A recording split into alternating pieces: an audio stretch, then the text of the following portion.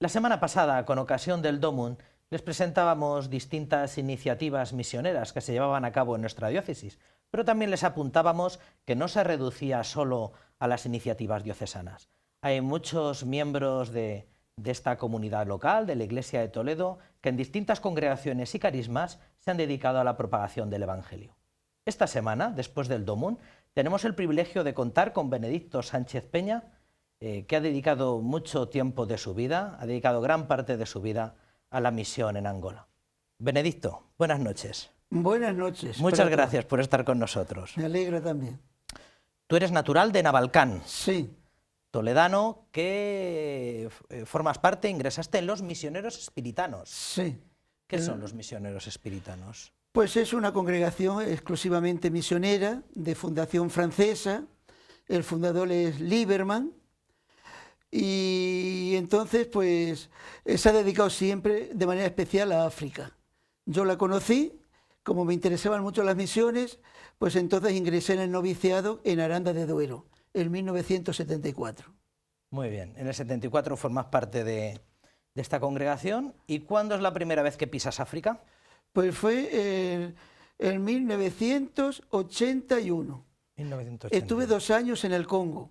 Entre filosofía y teología hice una experiencia allí en una misión. ¿Y la mayor parte de tu vida la has dedicado a qué país en concreto? De Angola. Angola. ¿Te ha tocado ver la historia reciente de Angola? Sí. Cuando llegué allí en 1986, pues estaba en plena guerra. Cuando llegué a la primera misión en Dalatando, en aquel ambiente, en plena guerra de aldeas cerradas, misiones, y entonces trabajando con los niños huérfanos de guerra, los Ana y Tungo. Y después, en la segunda etapa, en el año 2000, continuaba la guerra y entonces seguí acompañando y trabajando con los niños, pero ya como jóvenes en la vida militar, en aquel proceso de guerra, o sea, de paz y de reconciliación.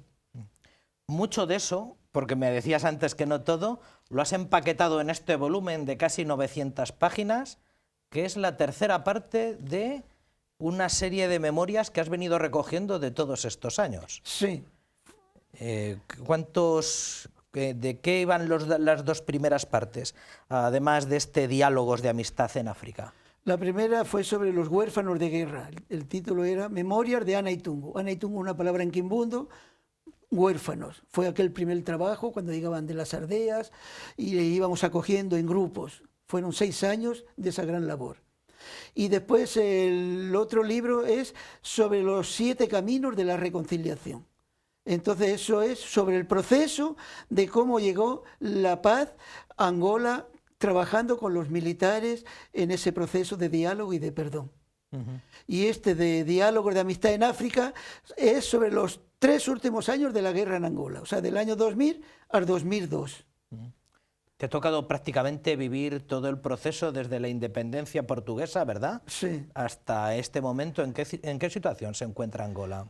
Bueno, después del año 2002, cuando llegó la paz, pues se encuentra bien, porque ya pueden salir a sus aldeas a trabajar, las comunidades cristianas ya están en sus capillas, en sus aldeas, los catequistas, la sociedad también puede ir a las aldeas, traer los productos, para todo muy bien. Y ahora el único problema más fuerte que tiene ahora es cuando la bajada del petróleo, porque como vivía un poco del petróleo, pues está sufriendo un pequeño problema, digamos, de crisis. Tú has sido testigo de cómo la Iglesia ha tenido un papel decisivo en todo este periodo de reconciliación angoleño, ¿verdad? Pero muy importante y muy maravilloso. Porque es verdad, después de una guerra y durante la guerra es verdad que después hay a reconstruir puentes, a las casas, a las estructuras materiales, pero el reconstruir a las personas, en la iglesia que hemos estado ahí siempre presente, eso sí que es verdad. Pero día tras día, momento a momento, cuando llegó la posguerra, en aquellos acantonamientos, campamentos que hicieron, ahí la iglesia estábamos presentes para la comida, para los medicamentos, para ayudarles en todo, en cada misión, en cada parroquia, en cada congregación, había una cocina para coger y darles de comer a aquellos centenares y centenares de viudas, huérfanos, mutilados que llegaban. Y es por eso que la Iglesia Católica, después de todos estos años, está considerada como una madre, que dio de comer a sus hijos cuando tenían hambre y estaban enfermos. ¿Tú tuviste algún papel dentro del amplio papel que tuvo la Iglesia Católica, sobre todo las congregaciones? ¿Tú tuviste tu discreto papel en todo esto? ¿Cuál fue tu dedicación en esos años? Bueno, era, digamos, la parte central era parte de la evangelización, ir a las aldeas, con los catequistas, la formación, también era director espiritual del seminario nuestro, pero era en las aldeas que podíamos ir, esa era la parte principal. Y después, pues el señor obispo me dijo que tenía que entrar en justicia y paz, o sea, en la reconciliación y la paz.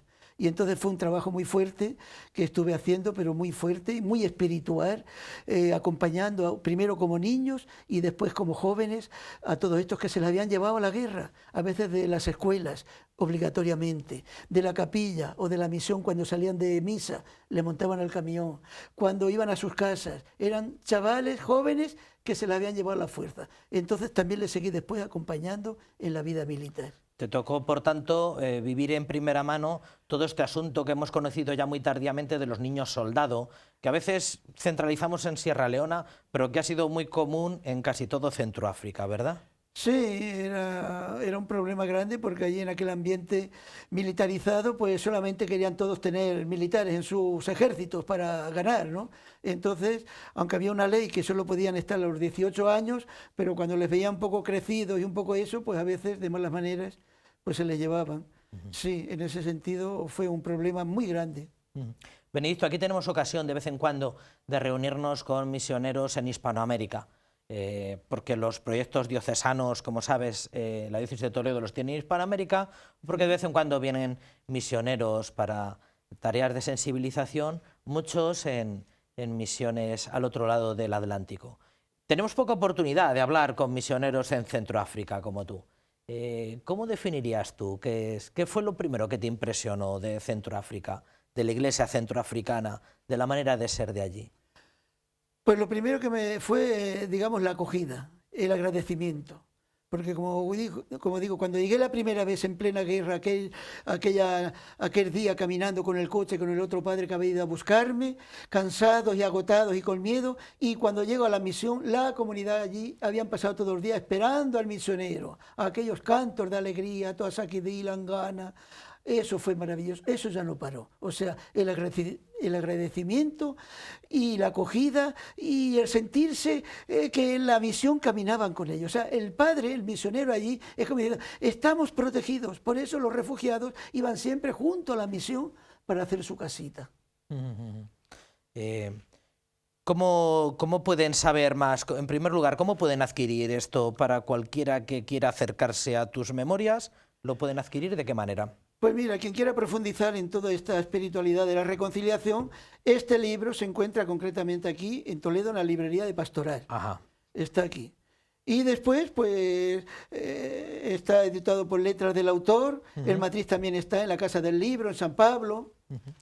O cualquiera de los dos tomos anteriores, el que decías, el primer tomo de la trilogía, que era Memorias de Ana Aitungu, y el segundo tomo, que son Los 7 Caminos de la Reconciliación, que son más de 2000 páginas de memorias. Pues yo no sé que es verdad, es que África es tan rica, es tan profunda, cuando empiezas a meditar, a reflexionar en las vivencias, es que es verdad que no te cansas. Y yo siempre dije una cosa, cuando estaba viviendo aquellas experiencias fuertes de frontera, de reconciliación, de paz, de mucho conforto espiritual, mi pregunta era, ¿cómo puedo compartir estas vivencias con los demás? Y veía que el único camino era la literatura. Por eso me puse a escribirlo.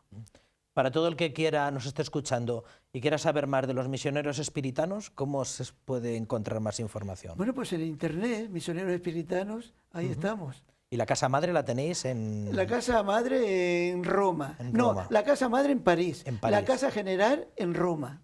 Y la casa provincial nuestra aquí en Madrid. En Madrid. En la calle Olivos, allí por Reina Victoria, por aquella zona del Metropolitano. Muy bien.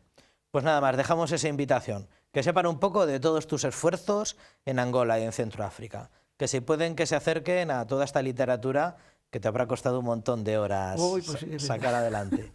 y sobre todo, bueno, pues los que quieran saber algo más de tu instituto, de tu congregación, pues se pongan en contacto y sepan que no solamente con bonianos en Centroáfrica, sino que hay otras congregaciones. Muchas gracias por haber estado con nosotros. Pues muchas gracias también a vosotros. Buenas tardes.